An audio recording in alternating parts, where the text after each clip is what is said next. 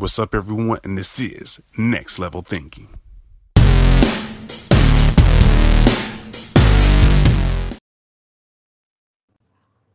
Hey, Elon here. Can you hear me? Yes, I can. Okay. Hey, Elon. Hey. Hello there. Hello. Hey. We see you. Welcome. This is wild. It's just my butt talking. Elon, are you wearing your short shorts? Yeah, that's me. Are you celebrating anything in particular with your short shorts?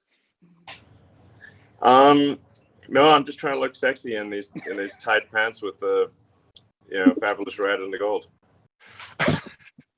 Are the short shorts still available to be purchased?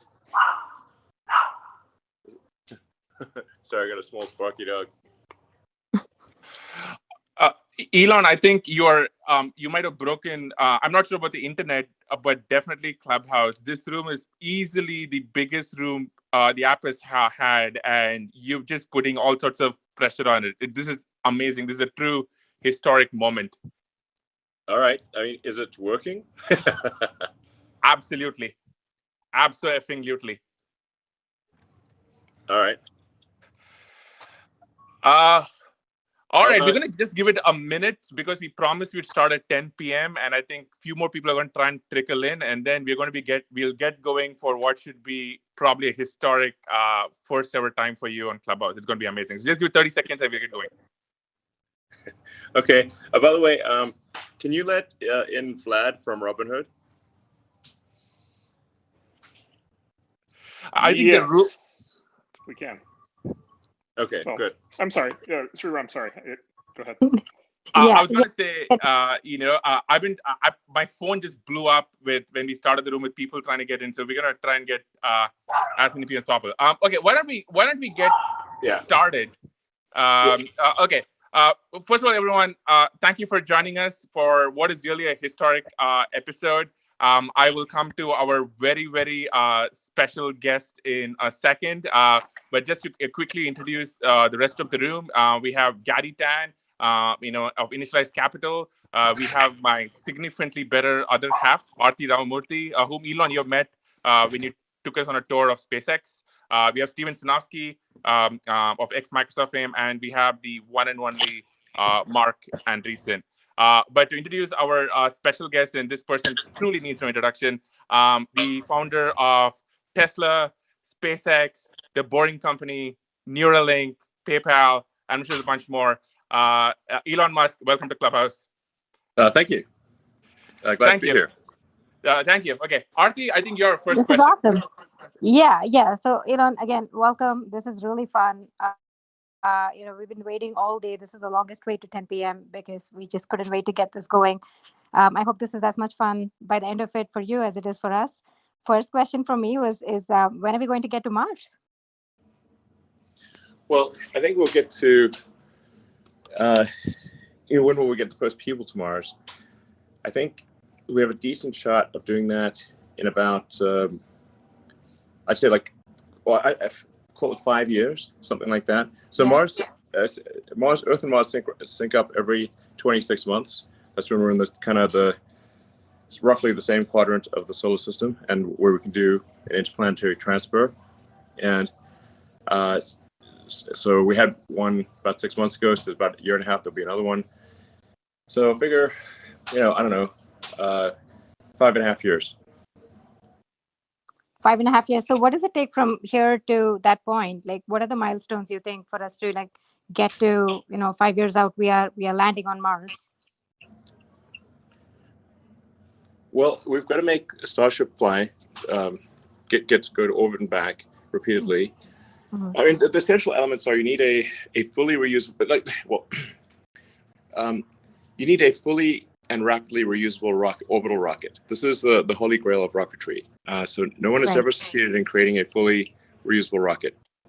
And it can't just be fully reusable, it needs to be rapidly reusable, so it doesn't take several months of refurbishment between flights. It needs to be much like aircraft, where the cost of an air flight is the biggest component of that is fuel. You can't just be throwing rockets away every time. Right. And then you need to have orbital refilling, so where you can send the ship up to orbit, then send another ship up, dock with a transfer propellant, so that you can load up to being almost full with propellant, and then go to Mars. If you've got a large, fully and rapidly reusable rocket with orbital refilling that uses high efficiency, low cost propellant, then you can go to Mars. And then one last thing is, on Mars, you need local propellant production. So you take CO2 out of the atmosphere, combine it with water ice, H2O, to create CH4, methane, and oxygen. And if you have those elements, life can become multiplanetary, and we can have a self-sustaining city on Mars, which I think is one of the most important things we could possibly do for ensuring the long-term existence of consciousness. Yeah, I think, that makes sense. Sorry, sure, I'm go for it. Yeah, Elon, you've spoken about this often, which is, expanding the scope of consciousness and how it is tied to multiplanetary life. Could you explain what that means for you and why that matters to you? Sure. Well, so originally I had sort of kind of an existential crisis when I was a kid, trying to figure out what's the meaning of life, why are we here, what's the point of it all, is it all meaningless? I got quite depressed, actually, and sad about it. And then the thing that kind of broke me out of it was reading Douglas Adams's Hitchhiker's Guide to the Galaxy, where he essentially pointed out that the universe is the answer, and really the hard part is figuring out what questions to ask about the answer that is the universe. Yeah, exactly. He was trying to make fun of the fact that the answer is the easy part, but the questions are the hard part. So in order for us to gain a better understanding of what questions to ask or to understand what it's all about, we have to increase the scope and scale of consciousness so that we're better able to figure out which questions to ask and answer them. So the longer, the broader in scope, larger in scale that consciousness is, the more likely we are to be able to answer these questions and figure out what the heck's going on. Why are we here? To answer the fundamental questions. And I think there's arguably a great filter that we face with, will we become a multi-planet species or not? We'd be surprised if out there in our galaxy and others that there are a whole bunch of dead one-planet civilizations that prospered for a while. They might have prospered for millions of years, but then gradually the civilization collapsed for reasons external or internal, and that was that.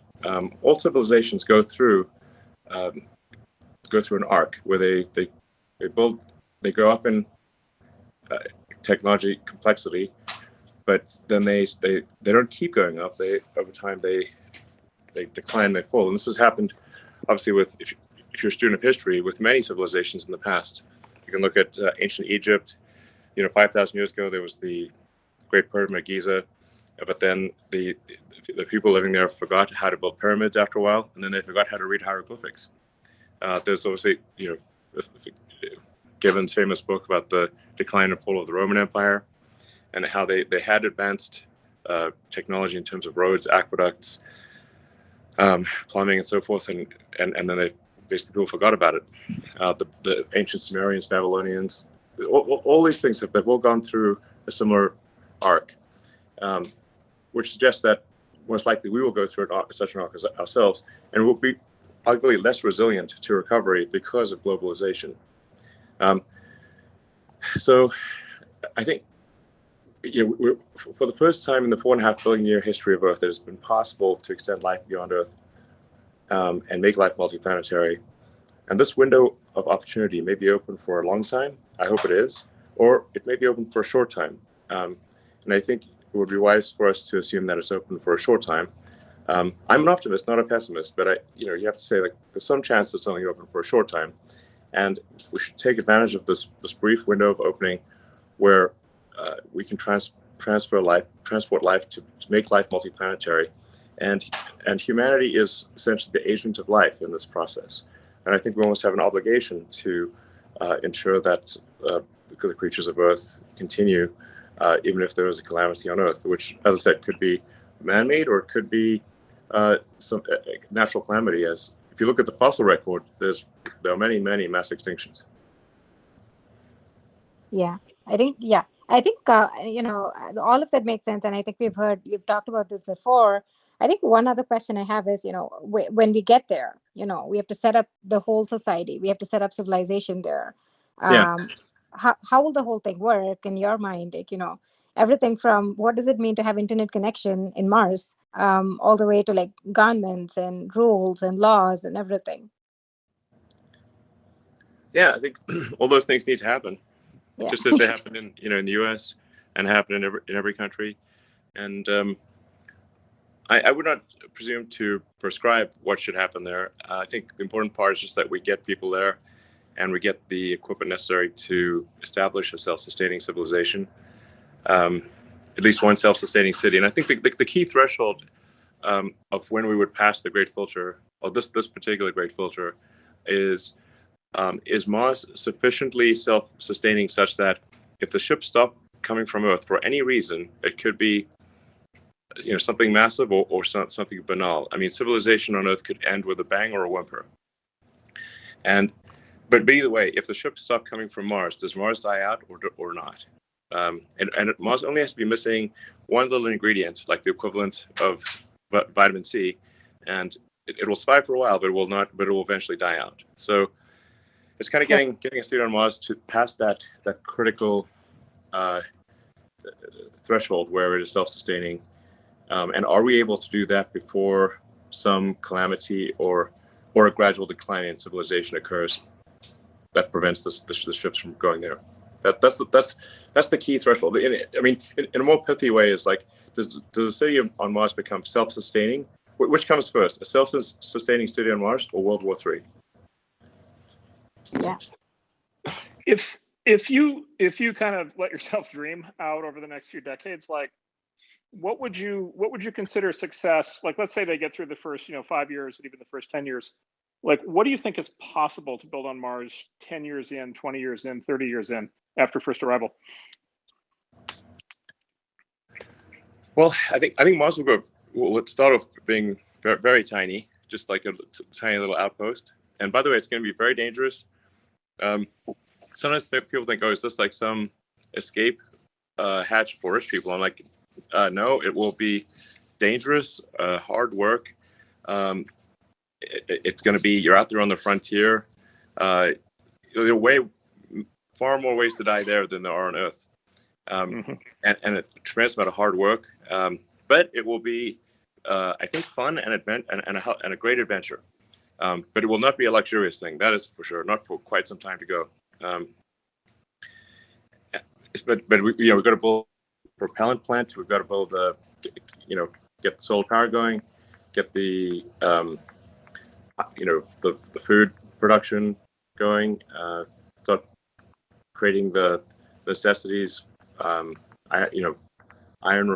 need an iron ore refinery. We need all of the sort of fundamentals of industry in order to ensure that Mars is a self-sustaining planet. I think over time, like, this would take a while, but you could terraform the planet and make it Earth-like, mostly by warming it up. So yeah. So, as you talk about this, I mean, honestly, what comes to mind is sort of the idea that a Martian civilization, although obviously imported from Earth, it will quickly evolve to be quite a bit tougher by necessity. And just the mental image just leaping in my mind is the Spartans in ancient Greece. Like, do you think the sort of vector of civilization will unfold differently as a consequence of how difficult it's going to be to get it going? Yeah, it probably will. I think so. And so then maybe we don't just have a backup, right? Maybe we actually have an alternative, like and the ability to actually see two like fundamentally different civilizations flourish. Yeah, absolutely. The fact that you can only go to Mars every 2 years and that it's a 6 month journey, although I think we can over time get that potentially as low as 1 month, but still, you can't go to Mars when Earth is on the other side of the sun from Mars. Like the times where Mars is literally on the other side of the sun. You can't get no matter what you do. So that time gap would mean that that there'd be essentially a new group of people arriving roughly every 2 years. I don't know. I think it'd be interesting. People would probably trace their I came on this this particular sun, Earth Mars synchronization event. I don't know, but like I said, the important thing is like that we have established Mars as a self-sustaining civilization, and that we have done whatever we can to ensure the long-term continuance of consciousness as we know it. Because so as far as we can tell, we're the only the light of consciousness, which is a delicate little candle in the dark. It's only here on Earth. I mean, it might be other places, and there's arguments that it's likely to be other places, but honestly, we have seen no sign of it. And I'm pretty sure that I would have known about it, and I've seen nothing to indicate that there's any alien civilization whatsoever. I'd be the first to jump on that in a second, but I've seen no such evidence. Elon, that's actually something we wanted to ask you about, because in the last year, there has been multiple reported UFO sightings. There was the mysterious object that flew past our solar system. I think you just described that you haven't seen any evidence of aliens, but A, do you think we'll ever run into them? And B, if we do, have you heard of dark forest theory from the three body problem? How do you think we should think about aliens?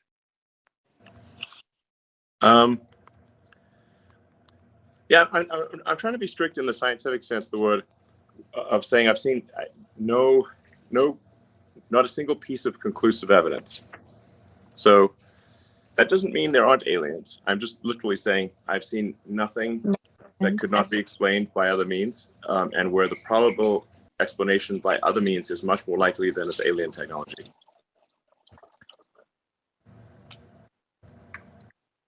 So, and for people that say like there are sightings of aliens, I'm like, listen, man, the resolution of the picture needs to be at least like 7-Eleven ATM good, okay? We can't have that fuzzy Loch Ness Monster bullshit, It's like, come on, we've got was that like a 500 megapixel camera? What are you talking about? Where do you even find that thing? It's gonna be at least like iPhone 6 level or something. I don't know. Can I ask one more Mars question? Sure. If that's okay for you. So Elon, you famously have a pile of really beautiful kids. I know you care about them a great deal, as all parents do.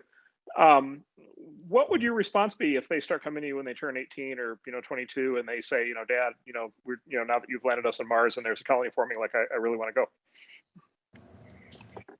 Yeah, I think if we're talking about, say, the third or fourth set of landings on Mars, I think that'd probably be I'd be okay with that.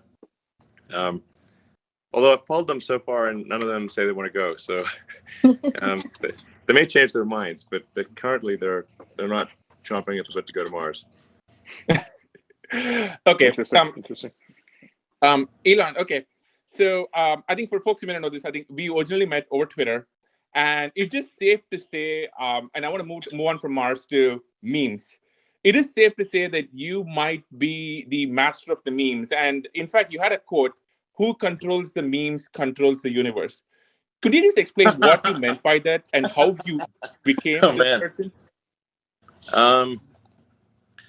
Well, it's a play on words from Dune. Who controls the spice controls the universe. And then if memes are spice, then it's memes. There's a little bit of truth to it in that, like how do you what is it that influences the zeitgeist? Like how do things become interesting to people? And memes like actually kind of a complex form of communication that's that like a picture says 1,000 words and maybe a meme says 10,000 words. it's a complex picture with a bunch of meaning in it, and it can be it's aspirationally funny. So it's I don't know. I love memes. I think they can be very insightful. Throughout history, I think the symbolism in general has powerfully affected people. So, yeah. How did you get so good at them? I mean, I remember following you many years ago. Going from that to your sea shanties meme or the any one of the memes, and some of it may not be safe for work here. How did you get so We good are at told that Why do kids we have watch. to be safe for work? You don't have to be safe for work. This doesn't work. I don't know. Yeah. I don't know. I guess probably. If you go back to my very early tweets, or technically I was on Twitter. I think in the very early days when there were only like maybe 10,000, less than 10,000 users.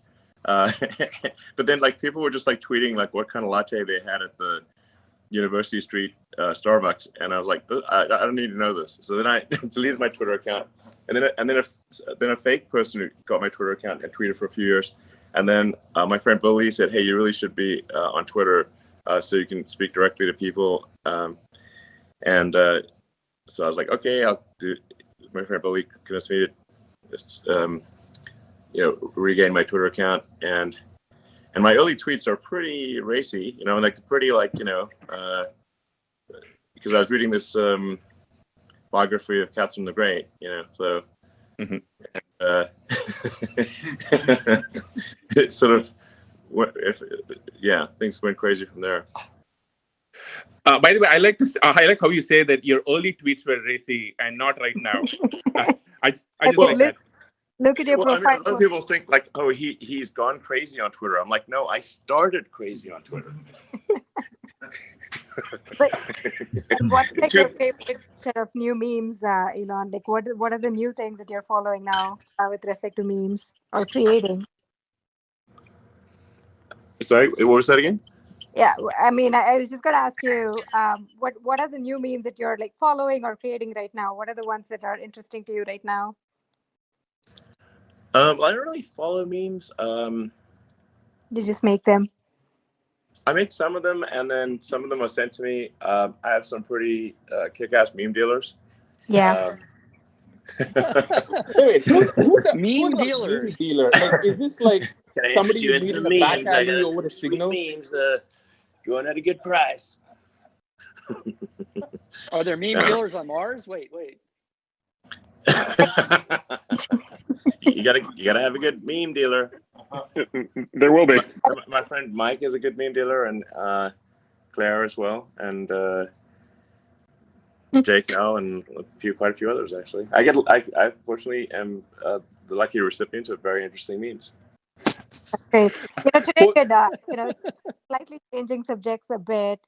Just on Twitter, today you'd posted about Neuralink and why people should be working there. For folks who don't know about it, I thought it was really cool. Just the possibility of it, it's just really fantastic. Tell us more about it. There are a lot of engineers listening on this Clubhouse. What is Neuralink? Why should we care? What is possible with it? Sure. So,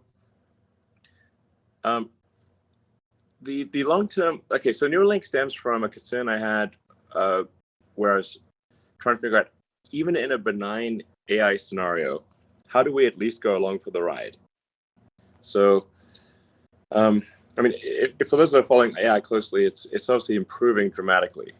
If you see look say GPT-1 versus GPT-2 versus GPT-3, and just how radically that's improved, and just there's deep minds, and I think they've run out of games to win at basically, and there's just, and look at Tesla. It's an important thing at note I should make is Tesla actually has, I think, one of the strongest AI teams in the world, but it's an AI team focused on real world usability.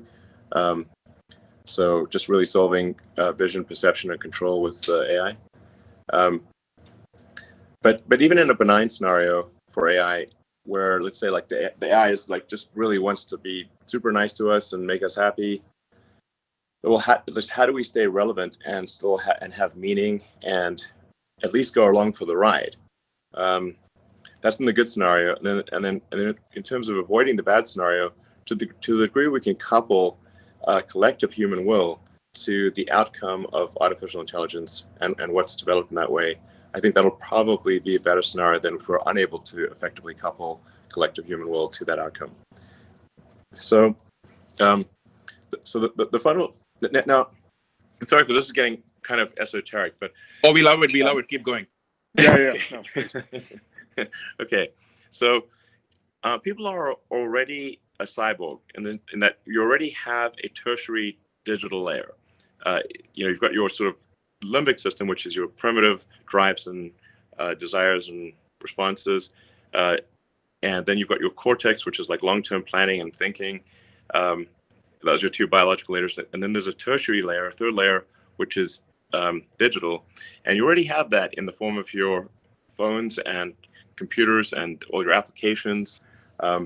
You're far more powerful than a human would be without those cognitive enhancements. But the bandwidth between your cortex and your digital tertiary layer is very slow. And in fact, with the advent of phones, it got even slower. So if you're thumbing, like, say, what's the bit rate of a pair of thumbs on a phone? It's very low. I mean, let's be super generous and say it's 100 bits per second. Well, computers can communicate at trillions of bits per second. So it's, at a certain point, the computer gets smart enough. It's like the computer's just like trying to talk to a tree. Trees do sort of talk, but they talk so slow that we don't notice. So we need to improve the bandwidth, and with a direct neural interface, we can improve the bandwidth between your cortex and your digital tertiary layer by many orders of magnitude. I'd say probably at least 1,000, or maybe 10,000 or more. And we could also spend a lot more time thinking about interesting things, as opposed to taking complex thought structures, compressing them down into words, which is also, again, a very low bit rate, and then having someone else receive those words, decompress them, and then send words back at you. So a huge amount of our brain power is spent in compression, decompression, and we could be instead spending it on deeper concepts. And so if you had a Neuralink, if two people had a Neuralink, you could do conceptual telepathy, where you have a complex series of concepts, and you could just transfer them directly, uncompressed, to the other person. This would massively improve the quality of communication and the speed of it. So, and there are other sort of pretty wild things that could be done. Like you could probably save state in the brain, and so if you were to die, your state could be returned either in the form of another human body or a robot body. I mean, this is getting like really, it's weird sci-fi stuff here. This is great. This is basically it's altered awesome. carbon, right? Like this is basically a plot line from Altered Carbon. Go on, love it. Yeah. Yeah, it's kind of like Altered Carbon. Yeah, exactly. But I think you could decide you want to be a robot or a person or whatever. And you wouldn't be exactly the same. So there'd be a little lost in transfer. But you can also say it's also arguably true that when you wake up in the morning, you're not exactly the same as yesterday, or the you of a month ago is not the same as the you of today. I mean, a bunch of brain cells have died, and some memories have faded, some have strengthened. There are new memories. So anyway, the point is, like, you wouldn't be. There could be something analogous to a video game, like a saved game situation, where you are able to resume, upload your last state. Yeah, kind of like Altered Carbon. Maybe lose a few memories, but mostly be you. So now that's the long-term stuff. In the short term, for Neuralink, the idea would really just be to address brain injuries or spinal injuries, and make up for whatever lost capacity somebody has with an implanted chip. So the first thing that we're going after is a wireless implanted chip that would enable someone who is a quadriplegic or tetraplegic to control a computer or mouse or their phone or really any device just by thinking. And this obviously would be a massive enabler, make life way easier for them. There have been sort of primitive versions of this device, one done with like wires sticking out of your head, but it doesn't work all the time, and you can't take it home with you. So just having, basically, you think, like, in simplistic terms, I'd say it's sort of like a Fitbit in your skull with tiny wires that go to your brain. So Fitbit in your skull with tiny wires. So if somebody who's listening is good at designing like Fitbits, Apple Watches, phones, computers of various kinds, then actually they would be a great fit for Neuralink. So yeah, we'll probably be releasing some new videos showing progress maybe in a month or so, and because we already got like a monkey with a wireless implant in their skull and the tiny wires, who can play video games using his mind. And he's totally normal. Really? That's amazing. He looks totally normal and happy. So it does not look like an unhappy monkey. And you can't even see where the neural implant was put in. Except for that, he's got like a slight like dark mohawk. But other than that, slight looks one. normal. Just a small. Yeah, it doesn't look. He's not uncomfortable, and he doesn't look weird. So we're and I was like when the USDA person came through and inspected our facilities, our monkey facilities, she said it was like the nicest monkey facilities she's ever seen in her entire career. Just FYI. We went the extra mile for the monkeys. as long as you didn't make them play Cyberpunk. that would be a hell of a trip for a monkey. But one of the things we're trying to figure out is like, can we have the monkeys play mind Pong with each other? That would be pretty cool. I have to say the pig demo was really fantastic. That was really cool. Thanks. Yeah. Well, it's a great team at Neuralink and making good progress. And like I said, I want to be clear. Like the early applications will really just be for people who've had a serious brain injury, like where it's like the value of the implant would be enormous, because obviously the early implants will come with some non-trivial risk, and so it's got to be like, okay, does the good far outweigh the bad, and then that would be a candidate for some of the initial surgeries with full disclosure of like these little risks and everything. And one of the things we're really paying close attention to is the ability to remove the implant. So it's not like if somebody doesn't want it or it's not working, we can take it out and then we can reimplant another one. So we've tested implantation, removal, and reimplantation, and it works great. Sorry, Mark. Switching top. Yeah, please. So switching topics. So Elon, as I mentioned kids earlier, as it turns out, I have a very bright and inquisitive 5-year-old who is crawling all over everything and trying to figure everything out and learning as much as he can as fast as he can. Like, what, with everything that we know now and kind of all the modern tools that we have, like, what's the best way to think about educating a 5-year-old in today's world? Sorry, the best way to educate a 5-year-old. Yeah, educate a 5-year-old and then think about kind of his education over the course of the next, 5 or 10 years. Like, what kind of program ideally should you think a kid should be on?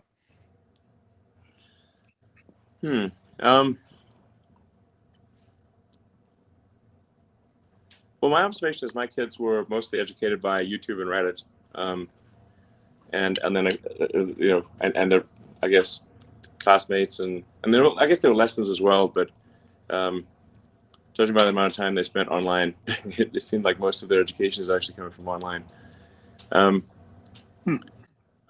think generally with education, you want to make it as interesting and exciting as possible.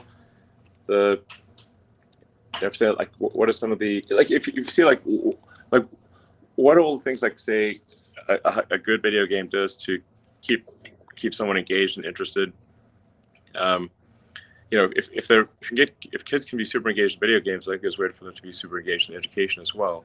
Like one of the things that's I think very fundamental is to explain the why of things. Like, so we're teaching you this, but we're going to explain why we're teaching you this and why it is relevant. I mean, we've evolved to forget things that are irrelevant or have low relevance probability. It makes sense. Like otherwise, we'd remember all sorts of nonsense things that weren't very important to our future. So unless relevance is established clearly, then people will have a hard time remembering it by its nature, because it appears to be irrelevant. It might be relevant, but if it's not explained to them, they won't know.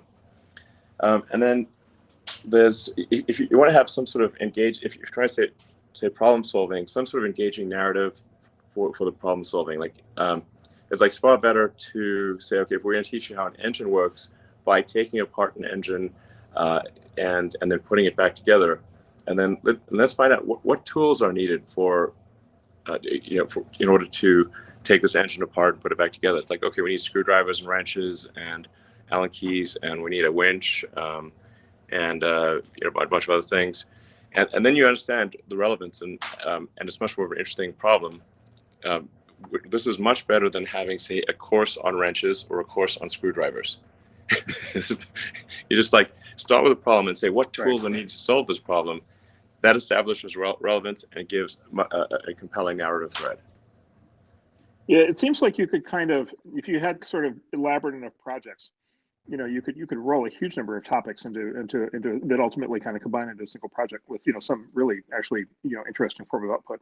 Like for example, building a literally building a vehicle or something like that. Yeah, exactly. If you have the narrative thread, or like why is it all establish relevance and there's a story to it, and then you say like, well, if you can't turn that bolt without the wrench, and then like let's see, how can we make this engine better? What do we need to do? Okay, well, let's calculate if it's a gasoline engine, how do you get to a higher RPM or a better compression ratio? I'm using like an outdated analogy of engines, but you could say for an electric motor, what steps would you need to take to get higher torque, and pull higher power out of this electric motor, and then you can explain. It's obvious why things like Maxwell's equations become necessary in that situation. Yeah. Yeah. Yeah, that could be amazing. Go ahead. Yeah. Elon, you would not believe the number of parents and people with kids who have asked us about tonight. And I think there are two questions that are connected. One is, how do kids, if you're having a kid and you want to teach them to become a polymath like you have become, what advice do you have for parents? And the next one is, here you are with, so many companies that you have created that I can't even list them off the top of my head. Why doesn't the world have, and this doesn't mean to sound, psychophantic, but why doesn't the world have more Elon Musks? Well, I don't know. I might be getting too much credit here. So, I mean, for me, these things I've done have been because I felt a strong compulsion to do them. So it's not like nobody was pushing me to do it, but it was just like I felt strong compulsion to do them. I mean, I wouldn't say, there were pretty long sections of my life that have been very painful and difficult, and I'm not sure people would want to do that. There's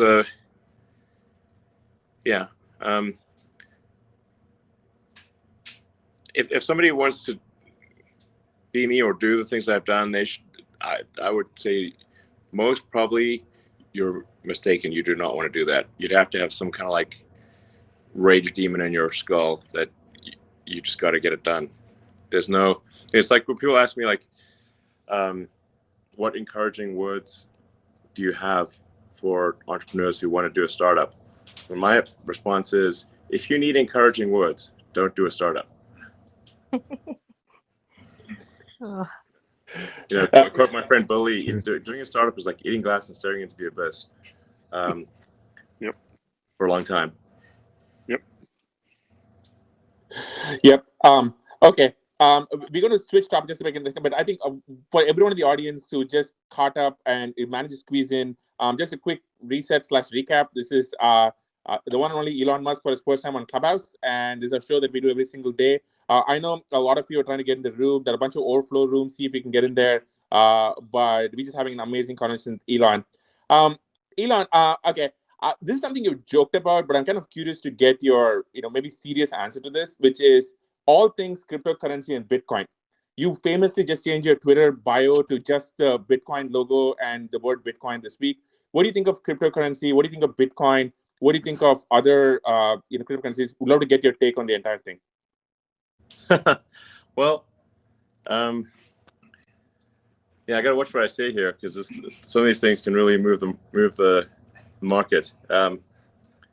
So, first of all, I should say, like, many friends of mine have tried to convince me to get involved in Bitcoin for a long time, like from when it first just popped, it popped out there. And a friend of my Bully, he actually had Bitcoin cake, a cake that was like had a big sort of Bitcoin symbol on it, and he fed me a slice of Bitcoin cake in 2013. So, I mean, clearly I should have at least bought some Bitcoin 8 years ago. Like, what more do people need to do? Like, Jesus, talk about being late. Talk about being late to the party. So I was a little slow on the uptake there. My apologies. But I think about it a fair bit. But I do at this point think Bitcoin is a good thing.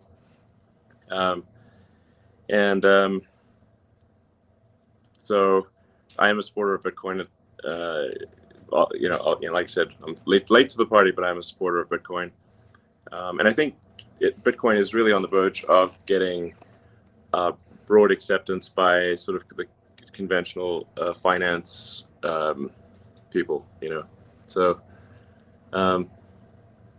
yeah, I think so.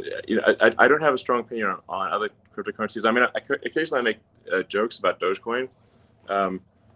But they are really just meant to be jokes. But Dogecoin was made as a joke to make fun of cryptocurrencies, obviously. But fate loves irony, and often, as a friend of mine says, the most ironic outcome is the most likely, or as I like to say, the most entertaining outcome is often the most likely, and arguably the most entertaining outcome and the most ironic outcome would be that Dogecoin becomes the currency of Earth in the future. Awesome.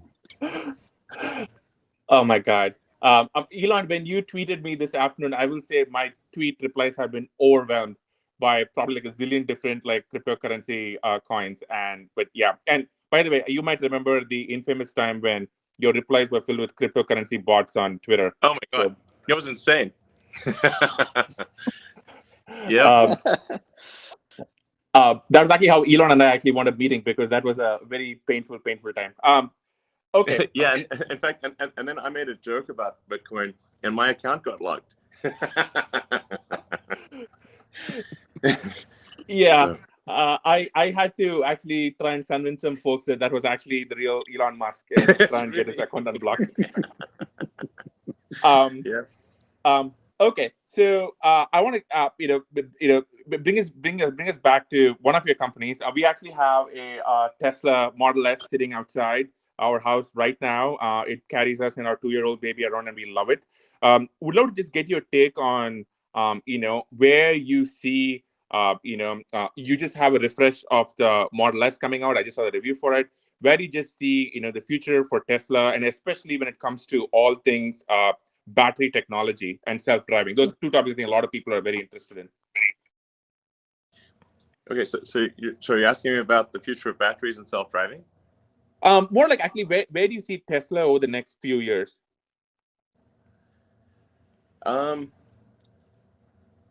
Well, yeah, I mean, I think that, the goal with Tesla is to and has been from the beginning, is to accelerate the advent of sustainable energy. So in order to do that, we've got to make a lot of cars. We've got to make them increasingly affordable. And our rough target is we want to be able to eventually make 20 million cars a year. And the reason for that is there's 2 billion active cars and trucks on the road. And figure if you're not really moving the needle unless you're changing 1% of the existing fleet. And so that's roughly how we came up with 20 million cars and trucks per year. That's very important to accelerate the advent of sustainable energy. And then, of course, we've got stationary battery packs and solar, which is making a lot of progress on that front.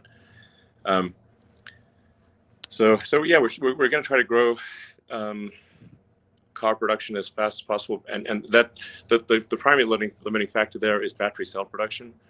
So we're getting as much as possible from suppliers, and then, but even that is not enough. So we're actually going to be building battery cells ourselves. But it's important to emphasize that to our suppliers who are great, we've got great suppliers, that we're not trying to put them out of business. We want them to increase their rate as well. So Panasonic, LG, and CATL, and then to add, to increase to accelerate sustainable energy further, we're making our own cells, pretty excited about that. And then, anyway, so I think you expect, possibly an acceleration of compound annual growth. Well, at least aspirationally, that's our goal. And then combine that with autonomy, and it's a very powerful story, because once you have autonomy or self-driving cars, you massively increase the utility of any given car. A typical car is driven about 12 hours a week. You think of maybe depending on the situation where you live, it's like maybe an hour and a half a day or something like that. Or in LA, it might be 2 hours a day. So roughly 12 hours a week, and there's 168 hours in a week, in a 7-day week. So most likely cars that are autonomous could maybe do a third of the hours in the week or something like that. So maybe they do, 60 hours a week of usage instead of 12. So you got basically a 5x increase in asset utilization there, and far less need for parking lots, parking garages, and that kind of thing. So, but this in itself is good for the environment, because you need fewer cars to get the same thing done, and we would need fewer parking garages and places just to keep cars when they're not in use, because they'd just be in use a lot more. So. But the net of like having a lot of cars times automation or times self-driving, I think, is at the heart of why a lot of investors think Tesla is worth what it is. They're giving us a lot of credit for future execution, but I think the trend is there. It's quite positive. And I'd like to once again say, if anyone is interested in practical AI, AI that where the rubber hits the road, please join Tesla's Autopilot/AI team. I think people don't quite appreciate that Tesla has some of the most advanced AI in the world, both on the software side and on the hardware side. And on the software, on the hardware side, we've obviously got our inference computer, which I think is still the best inference computer out there, even though it's been going for a couple of years. And then we're building Dojo, which will be the world's most powerful training computer, because it's got to process vast amounts of video training data, and bringing the day of self-driving sooner translates directly to lives saved and injuries avoided, because about 1 million people die every year in car accidents, and about 10 million per year have serious injuries. So that's the sooner the better, and a lot of lives will be saved and people's lives made better if it happens sooner. Elon, on self-driving, you made headlines, I think, a while back when you basically, to put it mildly, criticized LiDAR as a key technology for self-driving. Could you talk more about that and why you're not such a huge fan of LiDAR? Yeah, I mean, sometimes I'm just talking smack. No, we didn't know that. Yep, it's time you knew. We took those tweets seriously. I confess. Yeah. So, first of all, I'm not like fundamentally against LiDAR, in all things, because for the SpaceX Dragon that docks with the space station, we actually developed and built our own LiDAR for docking with the space station. So obviously, if I hated LiDAR, we would not have done that. And this is well before. This is like 10 years ago that we started doing that. So I'm not like, I don't have some sort of weird antagonism to LiDAR. However, for driving on real world roads, you have to solve vision. You have to solve vision, basically understanding objects with passive optical photons, and then making sense of those objects. So like vision, perception. What do those objects mean? What are they going to do? What is their likely path of travel? And then control, and all of that really is is AI. The way we're doing it is by running a bunch of neural nets in our head. So we got to run a bunch of neural nets to do the same thing in the car. And at the point at which you've solved passive optical, and this is better passive optical than a human has, because you've got 8 cameras, 3 of which point directly forward, 2 that are diagonally forward, and 2 that are diagonally rear, and 1 rear. So the way we do it right now is we have all 8 cameras synchronized with. So you've got 8 frames collected simultaneously, and we're moving towards, and have in fact mostly moved towards video training. So you've got 8 surround cameras. It's like kind of a surreal thing to see, because people look, really, people have 2 eyes, but kind of like really more like 1 eye, because the 2 eyes kind of combine.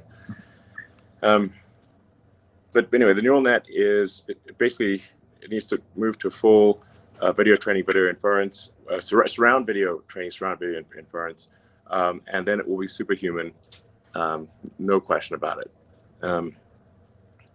There's just, because people don't have eyes in the back of their head. Like you basically have, effectively, a human, for all intents and purposes, it's like having 1 camera on a slow gimbal, and that is often distracted, and maybe sort of drunk, or change the radio, or they fall asleep, or there's all sorts of things that go wrong.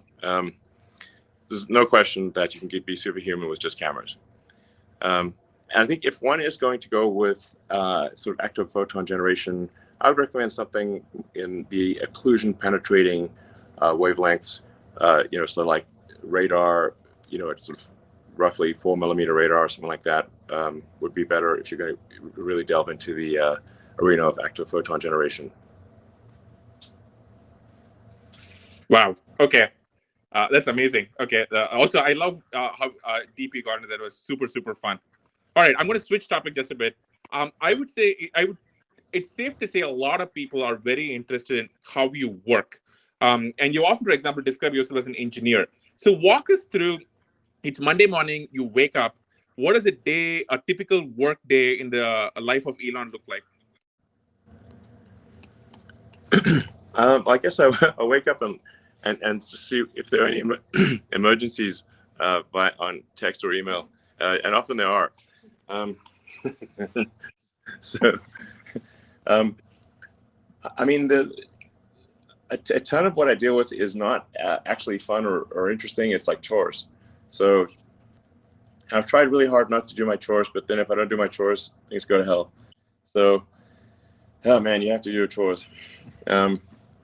So, yeah, it's kind basically, I'm a bit relieved that Elon Musk basically has the same schedule as the rest of us. We all hate chores, and you do too. And it's kind of, there's something just really relieving just hearing you say that. Yeah. I mean, that's pretty much how it goes these days.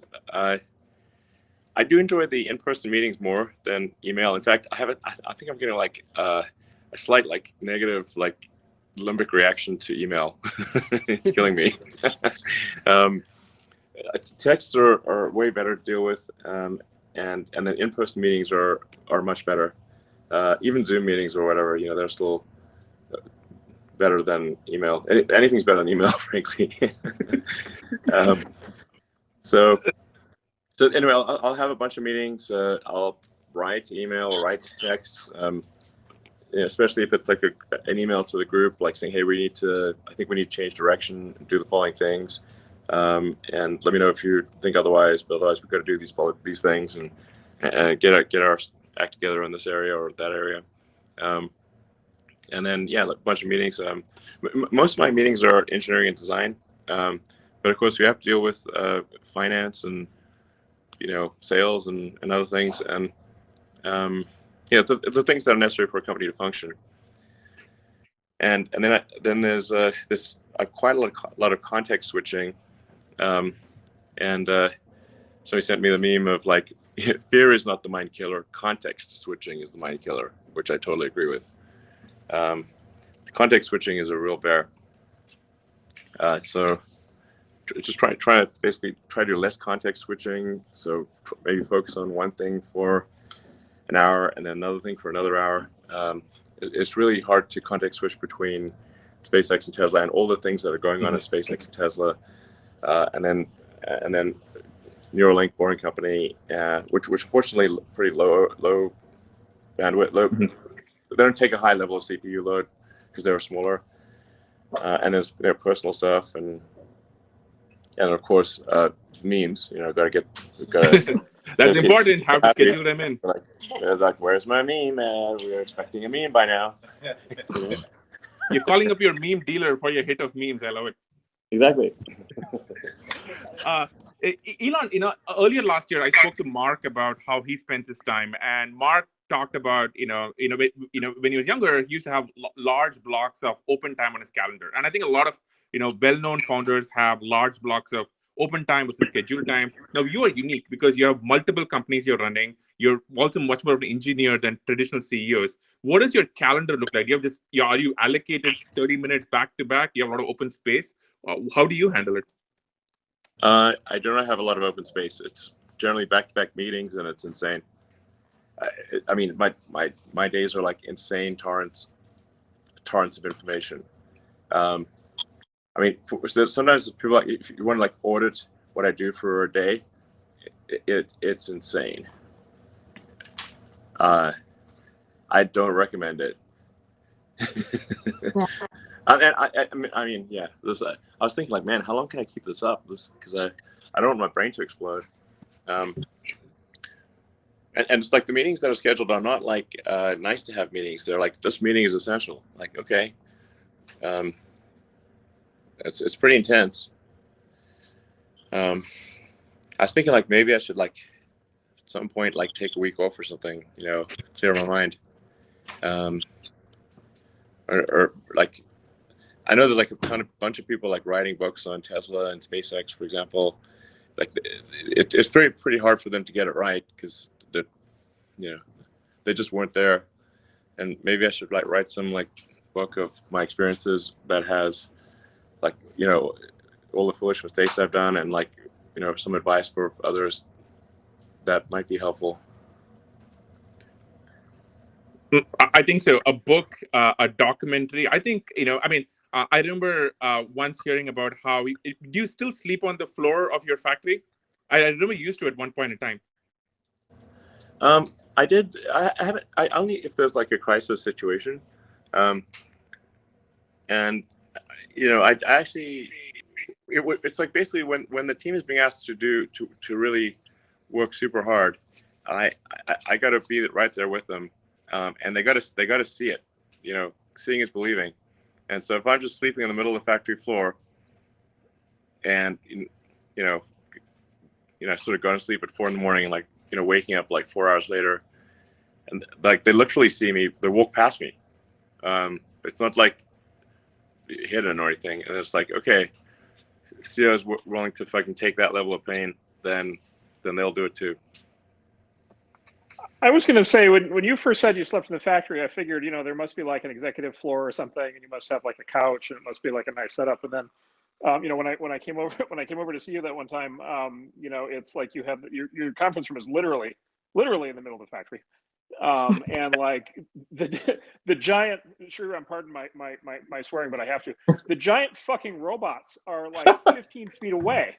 Yeah. And they're pounding metal, and it's like ear splitting. And your factory is like literally, or your room is like literally right in the middle of them. And then at least I saw your like sleeping bag in the conference room, so I assume that's where you're sleeping. I didn't see any other rooms. Like, yeah, so it's not just sleeping in the middle of the factory. It's like that's intense. Most of the time, I did not sleep in the conference room because people could not see me in the conference room. So I slept on the floor outside the conference room. Because otherwise, how do people know? Yep. Like, they don't know. Seeing's believing. So I mostly just sleep on the floor outside the conference room so they could see that I was there. Yep, that's an even more advanced level. Yeah, that's world of hurt. And I always wake up and smell like oil and iron filings. it was rough. Yeah, but I was asking people to really go all out, and I can't expect them to go all out if I'm not doing the same thing. That's super interesting because when people think, and again, I'm not saying this to flatter you. When people think that how does the richest person in the world live, they don't think uncomfortably sleeping outside a conference room with like a lot of loud banging going on right next door. They probably don't, but the people at the factory do. They saw it themselves. I love it. That's what's important, Okay, I love it. Okay, switching topic just a little bit. I think a lot of people, okay, you have your hands full with SpaceX and Tesla, and the Boring Company and Neuralink. If you had to start, if you somehow magically found an extra 5 hours in a day, and you had to start another company or another effort, what would you start? Well, I'm definitely have no plans to start yet another thing. You have all this free time. Man, look at you. Yeah, my head will definitely explode. It's like that gladiator meme. Are you not entertained enough? Have you not created enough companies? Indeed. I think there are still tremendous opportunities in tunneling. For 5 years, people asked me what do I see opportunities, and I'd say tunneling, and then nobody did anything. So then, actually, initially as a joke, created the Boring Company, and we did like a test tunnel in LA, and then still people didn't believe us, and then so we just did our first operational tunnel in Vegas. But the world really needs tunnels because all major cities have traffic, and tunnels can massively improve people's quality of life by making it easier to travel from one place to another in a city. And then that can be further expanded to long distance travel, where if you just draw a vacuum on the tunnel, then you can go extremely fast, faster than a plane, and faster than a plane or a high-speed rail. So I'd really still recommend, can someone else say, please start a tunneling company? That'd be great. Then there's RNA or mRNA, basically synthetic viruses, which is we've seen put to good effect with BioNTech and Moderna. But I think people don't quite appreciate that what's actually going on is the digitization of medicine. So it's where you can just literally, create an RNA or DNA sequence like a computer program, and then encapsulate that in a you have to multiply it many millions of times, billions of times, and encapsulate that in a lipid shell so it looks like a tasty treat for your cells, and you can literally do anything. This is absolutely the future of medicine. When I say it, you could probably figure out how to turn someone into a literal butterfly. Okay, it's your cells are biological computers. They execute just like a sort of an old school computer where you'd feed it you'd feed it a tape, or a punch card. That's you feed your cells, which are tiny biological computers, this punch card, and they will do whatever that punch card says. So that was probably a big eye opener for 2020 of like just the understanding the potential of RNA, and then just super randomly, Tesla actually is making a fairly advanced RNA sort of microfab or something where for currently for CureVac, but we're open to making it for other companies as well. Wait. I don't think I'm not sure I understand this. Why is Tesla making an RNA fab? It's super random. So, like about a little over 4 years ago, we acquired a company in Germany, primarily for they're very good at automation. It's called they were called Groman, and they're in southern Germany near basically a city of Prum, and at the time of the acquisition, they said like, look, we're willing to be acquired, but there's like just a couple of projects that we think, even though they're not related to automotive, we'd really like to continue if you don't mind. I was like, and the two projects were one is this like tiny chip analyzer, or like a thing with tiny wires for analyzing chips that Intel needs for making CPUs, and then another one was this biotech thing for it's basically there's three parts to it. There's a DNA multiplier, an RNA multiplier, and something which puts then the lipid shell on the RNA sequence. We're on like version 3 of it now, and they said could they keep going. I said, well, if you keep it under 10% of resources, no problem, you can keep going. And then I don't know, it turned out like it turns out it may actually be useful. I just love that you accidentally found yourself with an RNA fab. By the way, I think you've been talking a lot about how mRNA obviously has been key to the Moderna vaccines and all the COVID-19 vaccines, which brings me to COVID. Let us say somehow magically tomorrow you were running the vaccine effort, the distribution effort right now. What would you do to get the vaccines out? Yeah, specifically around the delivery and the logistics side, which we just don't seem to be doing a really good job across the world. So what would you do differently there? Well, I don't have good insight into the situation as it stands, but I think relaxing the requirements on there's like seems to be there are too many requirements of who can get the vaccine. The vaccine really is important for anyone with that is elderly or has a compromised immune system, or is otherwise at risk for the virus. And I think really just saying like, you know, first come first serve. Show up here. Like use CVS and Walgreens, which give out the flu vaccine every year, and say, okay, just show up here, and you know, especially for the Moderna and BioNTech vaccines, which are quite temperature sensitive, they can only be sort of defrosted from the deep freeze briefly, and then they must be used or they lose their effectiveness. This is because my understanding is the RNA because the RNA sequences they use are not stable. Those sequences want to revert to something else. Because they're not stable, they must be frozen at a very low temperature, or they will simply want to revert to a lower energy state RNA sequence. That's my understanding of it. So just like instead of worrying about like this, is the exact right person going to get the vaccine? Like just accept that maybe some people who shouldn't get the vaccine will get it, but we will still get a hell of a lot more vaccines out there. And let's not worry about the details here. Let's just get it to as many people as possible, as quickly as possible. And for sure, we should not worry about the second dose quite yet. Just give everyone the first dose. I suspect that the immunity granted by the first dose is very significant. And we got, you know, that third dose, the second dose is like I think 3 or 4 weeks later. So we'll have that. We've got plenty of time to think about the second dose. Just worry about the first dose and first come first served, and don't worry about like accidentally giving the damn thing to someone who maybe didn't deserve it. That will happen a little bit. So that's my recommendation on that front. We are going to be there is going to be an avalanche of vaccine coming. I think the U.S. may have ordered something like 900 million doses. FYI. And the combination of there's going to be we were going to have so much COVID vaccine, I guarantee you it will be thrown away later this year, more than we could possibly ever need or want. And the Johnson & Johnson vaccine just got approved, which is that's good, because it's a more conventional vaccine, but it's a single shot, room temperature. And there are more and more vaccines that are going to get approved. Hopefully the CureVac one will be approved soon.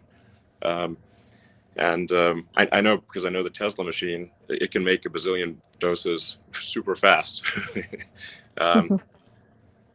So, I think there's definitely, for those who are concerned about the vaccine, you should expect an exponential increase in vaccine availability. And then combined with that, we are, I think, starting to approach some degree of herd immunity with people who contracted the virus and recovered. So, which is actually better than getting a vaccine. The antibody reaction is better than if you got the vaccine. So, could go on and on about it, but overall, I think, optimistic message that there will be lots of vaccines, and I would really encourage people to take the vaccine. I am not an anti-vaxxer. I want to be clear. I'm a pro-vaxxer. So, speaking of the vaccine, California has been sort of bouncing between kind of 45th and 50th in the country, by states in terms of the speed of the rollout. And it for me, it sort of, it re-raises this question that's been coming up more and more, which is, you and I and a lot of people, here listening have built our companies, primarily in California up until now. What's your view on the future of California from here? Well, first of all, I should say I love California, and I've lived more than half my life in California. Just, I am, Californian, so much of I built my companies here. Came here came to Silicon Valley as a summer intern to work on energy storage technology for electric vehicles, way back in 92, I think it was 92 or 93. There's a little company called Pinnacle Research in Los Gatos. I got to Silicon Valley as soon as I could. And then at Stanford, I was going to be working on sort of advanced capacitors for use in electric vehicles as grad studies, and ended up putting that on hold for the internet. And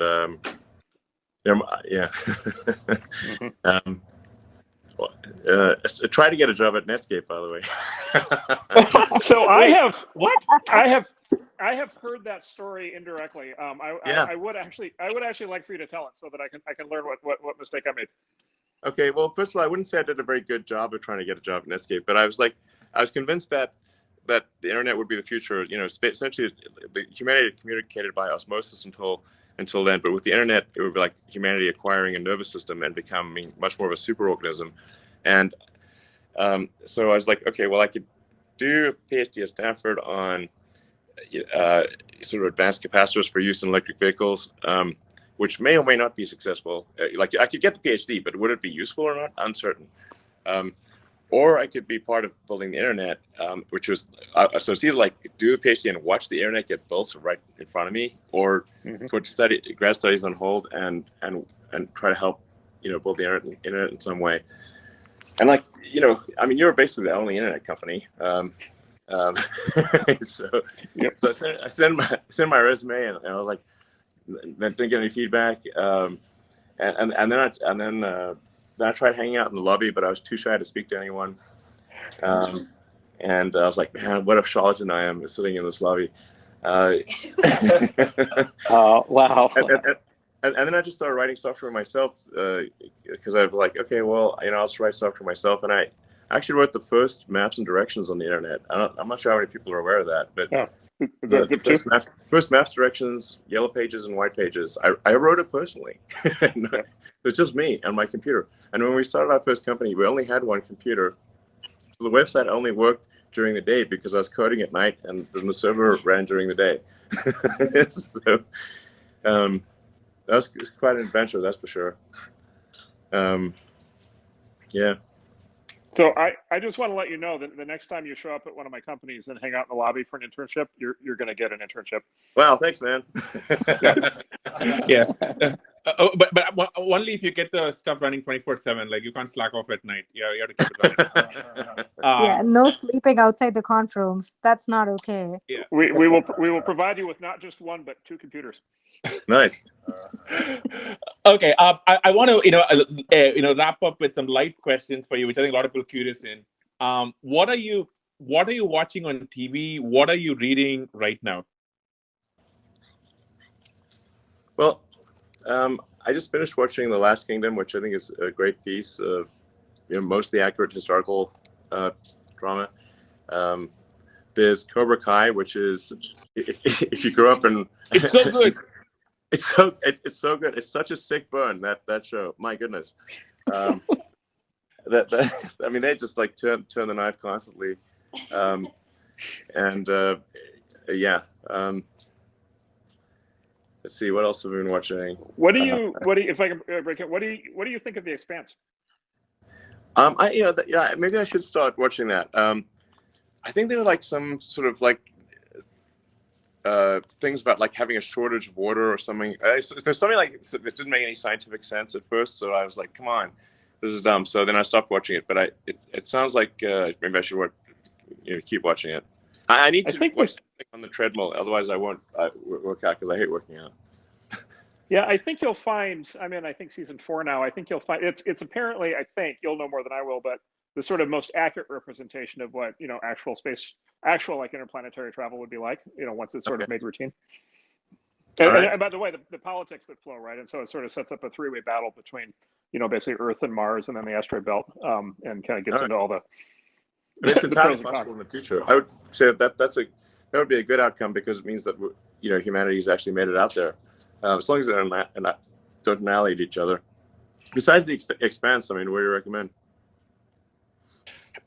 Oh, have you seen? I think I've got one for. Oh, I just got to bring one up. Devs, spelled DEVS. Devs, yes. If you have not seen Devs, Dev is definitely the show for you. And I will not say any more, but you will enjoy it. All right, Devs. A game that's pretty good is Mythic Quest. Yes, yes, amazing. Oh my God, my favorite. Best Apple TV show. Yeah, that's a good one. Did you see the Ravens Banquet, the most recent one? Yeah, it's great. So good. Have you seen Tenet yet? The new Christopher Nolan movie? Yes, it's pretty good. Wow. Okay. And did you understand Tenet? Well, I think if you think too hard about Tenet, it's not going to make maybe complete sense. But I enjoyed the movie.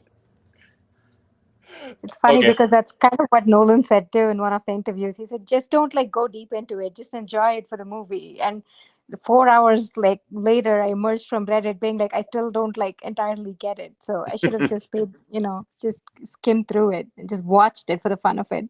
Yeah, exactly. Okay, Elon. I think we don't want to take up too much of your time. This has been amazing.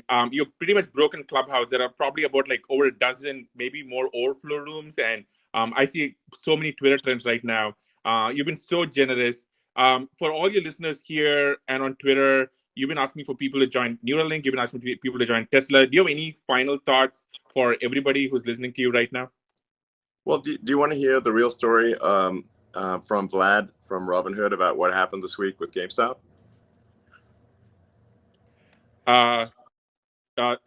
Sure, go for it. Okay, you need to let him somehow click on a button so he can talk. All right, let me figure this out.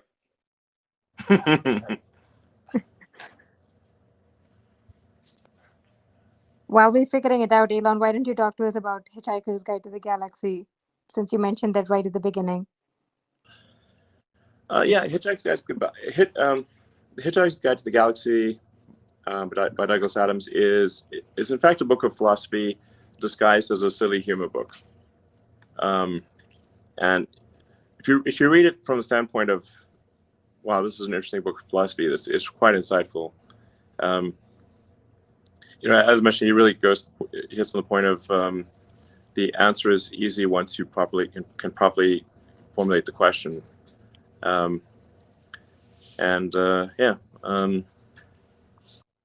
like the fact that the ship is powered by infinite improbability. It's called the Heart of Gold. Yeah. Yeah, it's Um, he makes fun of bureaucracy. In fact, Earth essentially gets destroyed by a sort of clerical error or by the or, I mean, essentially, but not even clerical error. They basically decide that they need to have an interstellar highway, and then Earth's in the way, and so they post the fact that Earth needs to get destroyed for this interstellar highway. But of course, it's posted on an alien bulletin board that no one on Earth can access, and so then they're surprised when people on Earth are unhappy about this. It's like, it was posted on the board. What do you mean? We're like, what board? Some of the things in Doug Sadler's book, like the Babelfish, where you put the fish in your ear that automatically translates, we kind of have that already. So yeah, I mean, the future is coming fast. Elon, okay. Vlad, can you hear us? Vlad the Stock Impaler. Hey guys, thanks for inviting me up. It's good to hang with all of you. All right, Vlad. What really happened? Give us the inside scoop. All right. Well, I was actually hoping that you would invite me up for the Fermi paradox part, because this has been a very surreal weekend and week for me. One of the really great things is all the people coming out of the woodwork to offer support for the company, offer advice. So I got introduced today, and actually I should say I just randomly downloaded Clubhouse a couple of days ago just to see what it was all about. So this is my first time literally using the app. But yeah, I got introduced to your friend Antonio, Elon, who had some good advice for me, and then introduced me to you. You had some great advice, and then I figured, I heard about this Clubhouse, and this has got to be part of the simulation. So I just thought, why not? So here I am. So I'm actually an adherent to the simulation hypothesis. All right. Well, spill the beans, man. What happened last week? Why do you stop people? Why couldn't people buy the GameStop shares? The people demand an answer, and they want to know the details and the truth. Yep. Okay, so let me start by giving a little bit of background. So I'm the chief executive of Robinhood. Robinhood's actually a. Just come on. I'll go through this quickly. Don't worry. This is important. It's actually a couple of companies. So there's an introducing broker dealer called Robinhood Financial, and that basically is the app that you know and love. It processes trades. You're a customer of Robinhood Financial. Then there's a clearing broker dealer, Robinhood Securities, that clears and settles the trades. And then we have Robinhood Crypto, which is our crypto business. All of these are kind of different entities that are differently operated. So basically Wednesday of last week, we just had, unprecedented volume, unprecedented load on the system. A lot of these, so-called meme stocks were, going viral on social media, and people were joining Robinhood, and there was a lot of net buy activity on them, as you guys all know. And Robinhood at this time, I think, was #1 on the iOS App Store, and pretty close, if not #1 on Google Play as well. So just unprecedented activity. And so Thursday morning, right? So I'm sleeping, but at 3:30 a.m. Pacific, our operations team receives a file from the NSCC, which is the National Securities Clearing Corporation. So basically, as a broker, as a clearing broker, and this is where Robinhood Securities comes in, we have to put up money to the NSCC based on some factors, including things like the volatility of the trading activity, concentration into certain securities, and this is the equities business. So it's based on stock trading and not options trading or anything else. So they gave us a file with a deposit, and the request was around $3 billion. which is, about an order of magnitude more than what it typically is, right? So, no. Why was that so high? Like, this seems like it sounds like this is an unprecedented increase in demand for capital. What formula did they use to calculate that? Well, yeah, and just to give context, Robinhood up until that point has raised, a little bit around $2 billion in total venture capital up until now. So it's a big number. Like $3 billion is a large number, right? So basically the details are, we don't have the full details. It's a little bit of an opaque formula, but there's a component called the VAR of it, which is value at risk. And that's based on kind of some fairly quantitative things, although it's not fully transparent. So there are ways to reverse engineer it, but it's not kind of publicly shared. And then there's a special component, which is discretionary. So that kind of acts as a multiplier. And basically discretionary meaning like it's just their opinion. Yeah, it's a little bit. I mean, I'm sure there's definitely more than just their opinion, but basically, well, I mean, I guess like it's based on growth. What everyone wants to know is like, did something maybe shady go down here? It's like, seems weird that you'd get a sudden $10 billion demand. $3 billion. 3 in the morning. Sorry, how much? Yeah, it was $3 billion US dollars. 3 billion. Okay, $3 billion. Yeah, around. Just suddenly out of nowhere. And what percentage? I wouldn't impute shadiness to it or anything like that. And actually, the NSCC was reasonable subsequent to this, and they worked with us to actually lower it. So it was unprecedented activity. I don't have the full context about what was going on in the NSCC to make these calculations, but essentially it was a large number. Holding you hostage right now? No, Blink I'm twice. Okay. Yeah. Thanks for asking. But anyway, so this was obviously nerve-wracking, and I actually was asleep at this point. The operations team was fielding this at 3:00, and then we got back, we put our heads together. Our chief operating officer basically said, look, let's call up the higher ups at the NSCC and kind of figure out what's going on. Maybe there's some way we can work with them.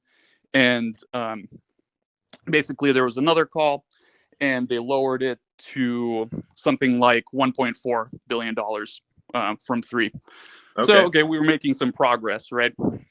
And then, but it's still a high number. And then we basically proposed, well, let's explain how we plan to, let's explain how, we'll manage risk in these symbols throughout the day. We proposed marking these volatile stocks that were kind of driving the activity, position closing only.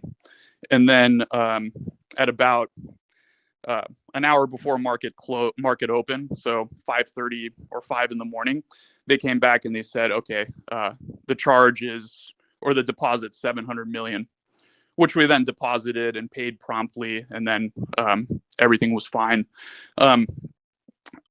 So that essentially explains why we had to mark these symbols position closing only, and also why we knew this was a bad outcome for customers. Part of what's been really difficult is Robinhood stands for democratizing access to stocks, and we want to give people the access. So that's been very, very challenging. But we had no choice in this case. We had to conform to our regulatory capital requirements, and so the team did what they could to make sure we were available for customers. Who controls this organization, this clearinghouse? It's a consortium. It's not quite a government agency. I don't really know the details of all of that. Okay. But and to be fair, like we were I think there was legitimate sort of turmoil in the markets. Like these are unprecedented events with these meme stocks, and there was a lot of activity. So there probably is some amount of extra risk in the system that warrants higher requirements. So it's not entirely unreasonable. But we did operational processes to make sure that customers that had positions could sell their open positions, because obviously restricting someone, we got a lot of questions about, okay, you had to restrict buying, why didn't you also restrict selling? And the fact of the matter is, people get really pissed off if they're holding stock and they want to sell it and they can't, right? So I think that's categorically worse. So and lots of other brokers, I think, were in the same situation. Robinhood was in the news, but you sort of heard this industry wide, right? Other brokers basically restricted the same exact activity. All right. So it sounds like this organization, calls you up and they basically have a gun to your head, either hand over this money or else.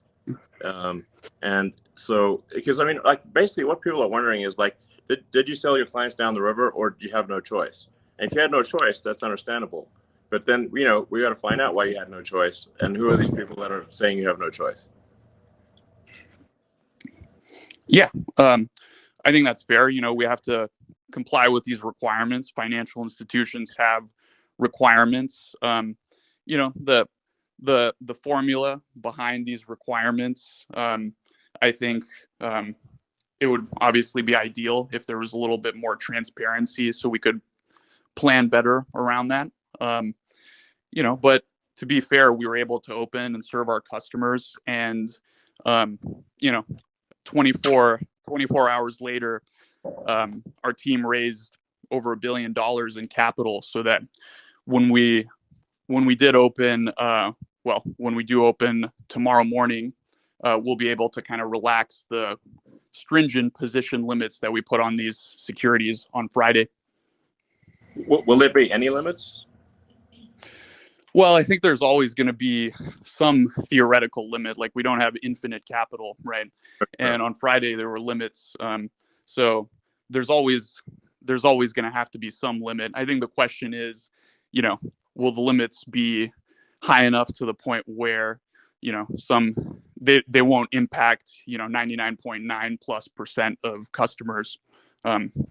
So, if someone were to deposit $100 billion and decide to trade in one stock like that wouldn't be possible, All right.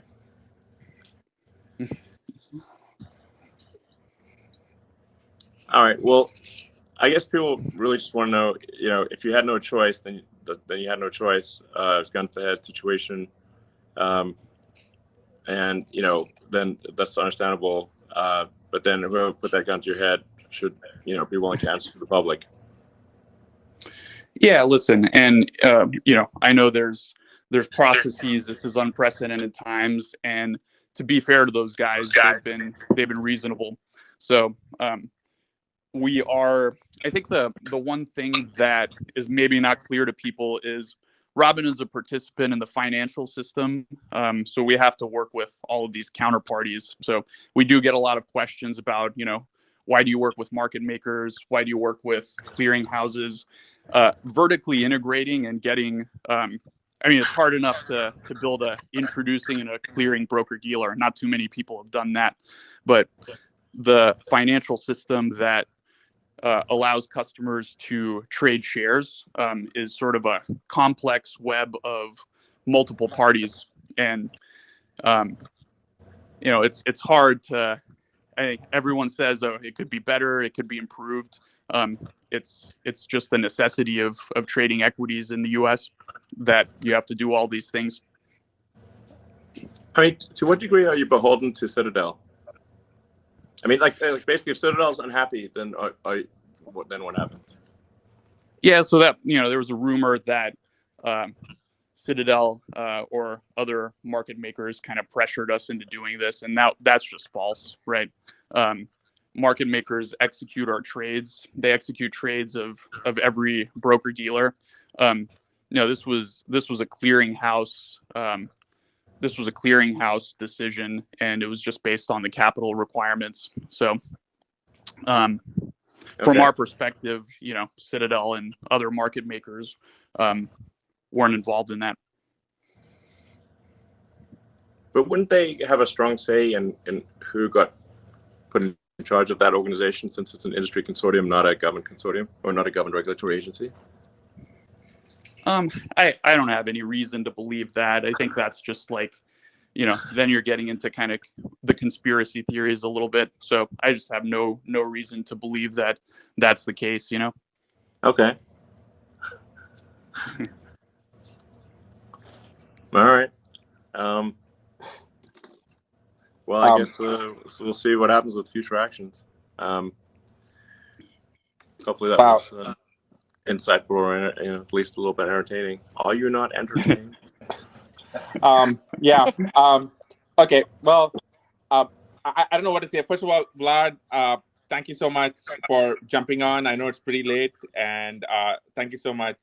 Deeply, I deeply appreciate it, and I'm sure everyone in the audience here and watching elsewhere deeply appreciate it. So thank you so much. We really appreciate this. I'm going to wrap this up. Elon, what can I say? Thank you so much. I hope you had a fun time for your first time on Clubhouse. Did you have fun? Yeah, it's great. This is awesome. I didn't even know it existed a week ago, so it seems cool. Awesome. So would you come back? Yeah. All right. Okay. Well, thank you so much, and also thank you everyone for listening in. I know we went way over, Elon. Elon, we every time we do this show, we try and pick a song that fits the person we're interviewing. So I'm going to play us out of the show with a song that I think you might like. Gary, hit it.